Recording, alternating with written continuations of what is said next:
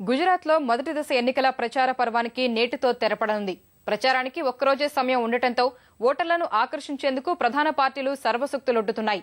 కాంగ్రెస్ అధినేత్రి సోనియా గాంధీ, గుజరాత్ ముఖ్యమంత్రి మధ్య మాటల యుద్ధం తారాస్థాయికి చేరింది.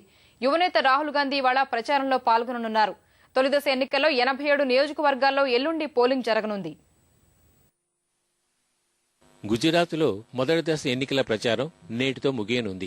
ఇవాళ సాయంత్రం 5 గంటలకు ప్రచారానికి తెరపడనుండటంతో ఓట్లను ఆకర్షించేందుకు అధికార బీజేపీతో పాటు ప్రధాన పార్టీలు సర్వశక్తులు ఒడ్డుతున్నాయి. ముచ్చటగా మూడోసారి అధికార పీఠాన్ని అలంకరించేందుకు ముఖ్యమంత్రి నరేంద్ర మోడీ వివ్వులూడుతుండగా మోడీ జోరుకు ఈసారైనా కళ్లెం వేయాలని కాంగ్రెస్ శతవిధాలా ప్రయత్నిస్తోంది. సాంకేతిక పరిజ్ఞానాన్ని ఉపయోగిస్తూ ప్రచారాన్ని కొత్త పుంతలు తొక్కిస్తున్న మోడీ చివరి రోజు 3D పరిజ్ఞానంతో ఒకేసారి 53 సభలను ఉద్దేశించి ప్రసంగించనున్నారు. అభివృద్ధి ప్రధాన అస్త్రంగా దూసుకెళ్తున్న మోడీ కాంగ్రెస్ అధినేత్రి సోనియా గాంధీ, ప్రధాని మన్మోహన్ ను లక్ష్యంగా చేసుకుని విమర్శలు గుప్పించారు. కాంగ్రెస్ ఓటు బ్యాంకు రాజకీయాలకు పాల్పడుతోందని ఎద్దేవా చేశారు. ఈ రాజకీయాల వల్లే దేశం నాశనమైందని విమర్శించారు.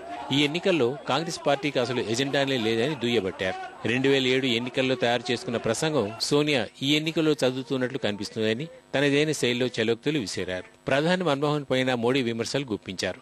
6 కోట్ల గుజరాత్ ప్రజలు ఒకే కుటుంబంగా జీవిస్తున్నారని మోడీ అన్నారు. గుజరాత్లో అభివృద్ధిని కాంగ్రెస్ అడ్డుకోవాలని చూస్తోందని ఆయన విమర్శించారు. ગુજરાતના વિકાસના સુકાની કોણ હોય એનો નિર્ણય કરવા માટે આપણે 17 તારીખે મતદાન કરવાનું છે. ભાઈઓ બહેનો અને તાળું મારીને જવાના હોય અને 15 દિવસ પછી પાછા આવવાના હોય તો તમે તમારા ઘરની ચાવી કોઈ અજાણ્યાને આપીને જાઓ.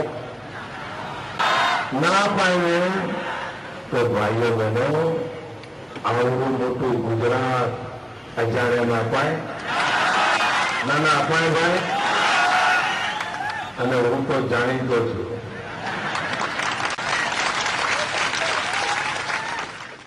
అటు నరేంద్ర మోడీ లక్ష్యంగా కాంగ్రెస్ అధినేత్రి సోనియా గాంధీ ప్రచారం సాగిస్తున్నారు. మోడీ సర్కార్ ప్రజా వ్యతిరేక విధానాల్ని అవలంబిస్తోందని విమర్శించారు. కేంద్ర నిధుల్ని మోడీ దుర్వినియోగం చేస్తున్నారని ఆరోపించారు. సిద్దాపూర్లో జరిగిన బహిరంగ సభలో సోనియా పాల్గొన్నారు.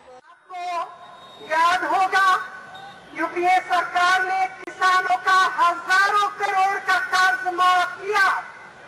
इसके बावजूद गुजरात का किसान आज भी कर्ज के बोझ में क्यों है? इसका एक ही जवाब है, गुजरात सरकार की नीतियां जन विरोधी है. बार बार यहाँ की सरकार विकास का ढोल पीट रही. पैसे वापसी मिल रहा है. ये पैसे कहाँ जा रहे हैं, किसके लिए और किसके लिए उसका इस्तेमाल हो रहा. इस सरकार की नाकामयाबी का एक बहुत बड़ा मिसाल है. ఇంతకాలం ప్రచారంలో పాల్గొనని కాంగ్రెస్ యువనేత రాహుల్ గాంధీ చివరి రోజు అహ్మదాబాద్లోని సనన్, సౌరాష్ట్ర ప్రాంతాల్లోని జామ్నగర్, అమ్రేలీ ప్రాంతాల్లో పర్యటించనున్నారు. 2014 లోక్సభ ఎన్నికలకు సమయం దగ్గర పడుతుండటంతో గుజరాత్ ఎన్నికలు అటు బీజేపీకి ఇటు కాంగ్రెస్ కు కీలకంగా మారనున్నాయి. 13వ తేదీ జరిగే తొలి దశలో మొత్తం 15 జిల్లాల్లోని 87 నియోజకవర్గాల్లో పోలింగ్ జరగనుంది.